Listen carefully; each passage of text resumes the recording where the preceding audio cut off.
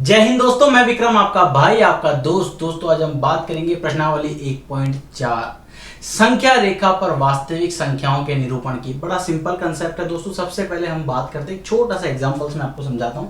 आपने अभी तक संख्या रेखा देखा होगा, जैसे मान लीजिए मैं यहाँ लिख देता हूँ 1 और मैंने यहाँ पे लिख दिया 10। वैसे जीरो माइनस भी होता है, ऋणात्मक भी होता है, बट मैं आपको एक बेसिक चीज बता रहा हूँ कि 1 से 10 के बीच में भाग में बटा हुआ होता है। जैसे एक एक के भाग में ये हुआ 2, फिर ये हुआ 3, ये 4, ये आपका 5 यानी सेंटर, फिर ये 6, फिर आपके पास ये 7, ये 8 और ये 9।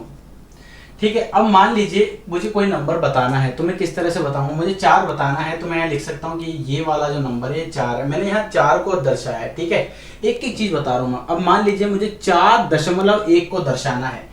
मुझे अब दर्शाना है 4.1 को, तो मैं क्या करूंगा, 4.1 का मतलब है कि ये 4 और 5 के बीच में आता है। दोस्तों एक बात ध्यान रखना हाँ, कि किन्हीं भी दो संख्याओं के बीच में अनंत संख्याएं हो सकती है। ठीक है।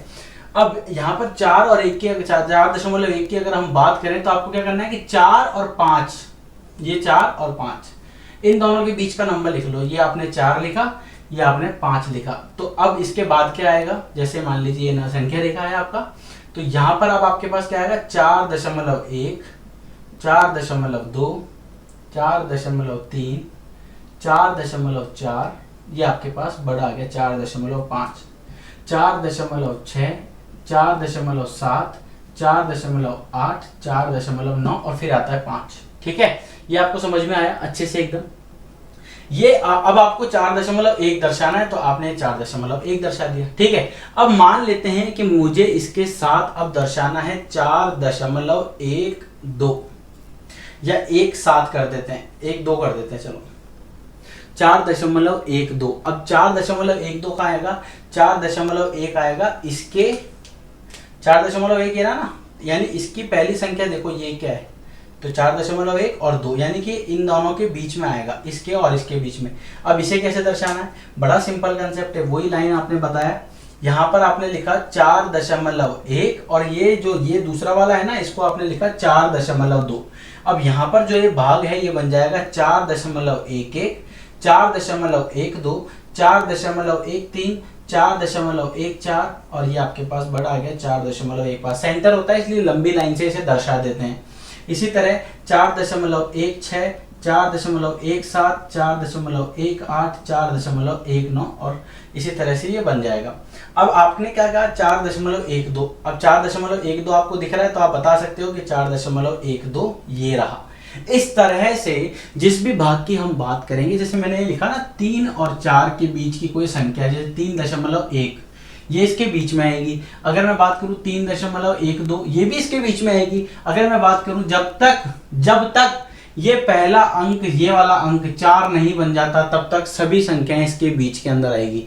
यानी कि अगर पहला अंक आपके पास 3 है, इसके बाद आप कितने भी नंबर लगाते जाओ वो सब 4 के अंदर ही आएंगे। समझ में आया क्लियर। आपको 4 वाला कौन सा होगा, जब तक कि यहाँ पर 4 नहीं आता वो आपके, यानी कि दशमलव के इधर उल्टे हाथ की तरफ अगर 4 नहीं आता, वो नंबर किसके अंदर होगा, वो नंबर 3 और 4 के अंदर ही होगा। वापस सुन लीजिएगा, 3 और 4 के अंदर का नंबर के लिए हम क्या करेंगे, 3 और 4 के अंदर के नंबर के लिए कोई भी संख्या होगी वो 3 के बाद होगी, यानी 3 दशमलव होगी।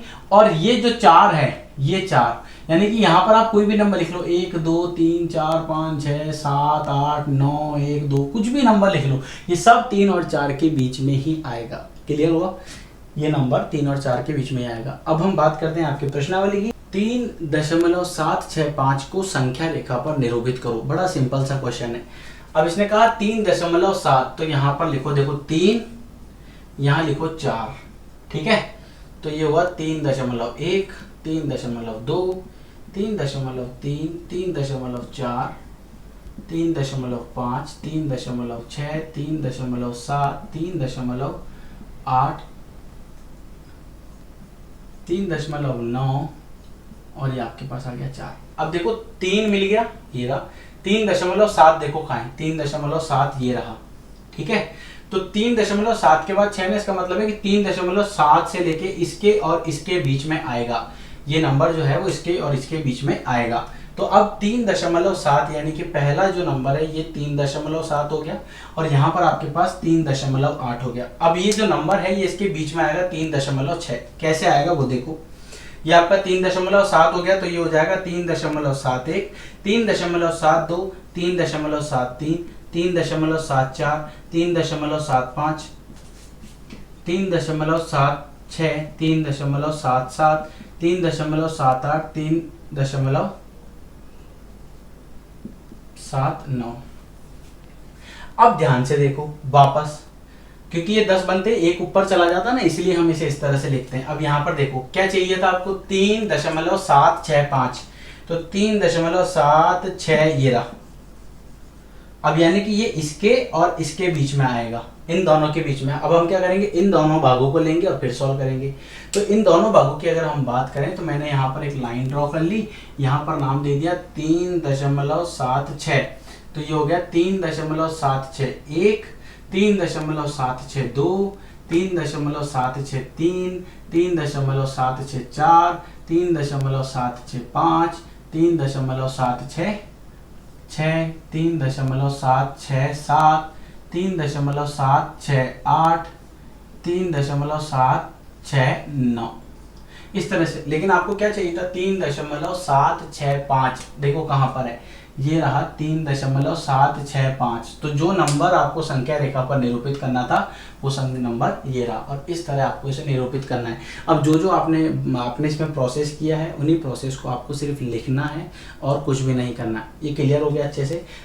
तीनों भी 2 नंबर लेने, फिर उनके बीच में वो नंबर ढूंढना है, यानी कि पहली इकाई। जैसे मान लीजिए 4.32 है, तो सबसे पहले 4 और 5 का भाग लेना है, फिर इसके 10 भाग करने हैं, यानी 4.1 से लेके 4.9 तक।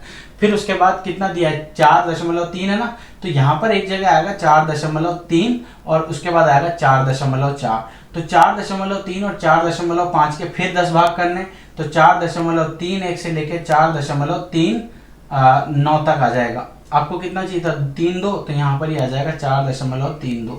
इस तरह से शो करना है। ये हुआ आपका एक क्वेश्चन फर्स्ट भाग। अगर हम बात करें इसके सेकंड भाग की तो वो भी देख लीजिए। इसका सेकंड भाग है 4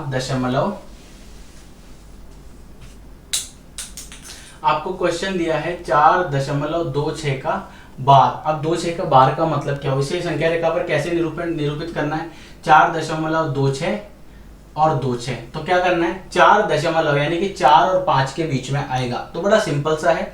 यहाँ पर आपने एक संख्या रेखा को निरूपित किया, यहाँ आपने लिखा 4 और यहाँ लिखा 5, या ठीक है मैं एक बार डायरेक्ट कर रहा हूँ, डायरेक्ट यहाँ से ना, 4.1, 4.2, 4.3, 4.4, 4.5। अब ये आप चाहो तो आगे तक लिख लेना, क्लियर।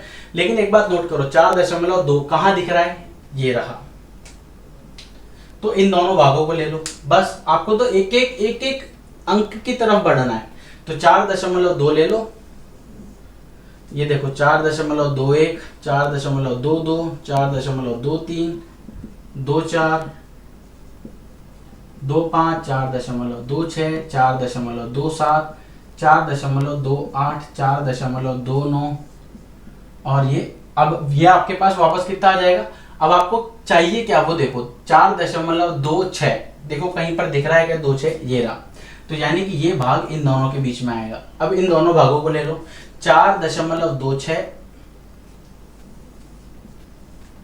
तो ये हो जाएगा 4.261, 4.262, 4.263, 4.264, 4.265, कितना चाहिए 4.262, कहीं दिख रहा है क्या, ये रहा। तो यानी कि ये इसके बीच में आएगा।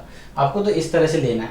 तो ये वाला भाग जो है, अब इसे मैं लिख देता हूं इस तरह से, 4.262 और ये हो जाएगा 4.2621, 4.2622, 4.2623, 4.2624, इसी तरह 4.2625। लेकिन आपको जो नंबर चाहिए वो क्या है, 4.2626। तो इसके बाद क्या आ जाएगा, 4.26 2 6, ये आपका वो नंबर आ गया जो आपको रिप्रेजेंट करना था। समझ आया? ये आपकी थी प्रश्नावली 1.4। इसमें अगर आपको कोई प्रॉब्लम हो तो आप मेरा व्हाट्सएप नंबर पे मैसेज कर सकते हो। डिस्क्रिप्शन बॉक्स में मेरा नंबर है, आप वहाँ से निकाल के आपको जो भी डाउट हो आप मुझे व्हाट्सएप पे मैसेज करके पूछ सकते हो। 24 आवर्स के अंदर आपको रिप्लाई ज़रूर मिलेगा। इस वीडियो में फिलहाल इतना ही। नेक्स्ट वीडियो में फिर मुलाकात होगी एक नए और धमाकेदार टॉपिक के साथ। वीडियो को like, subscribe, share and comment करना ना भूलें। इजाज़त दीजिए।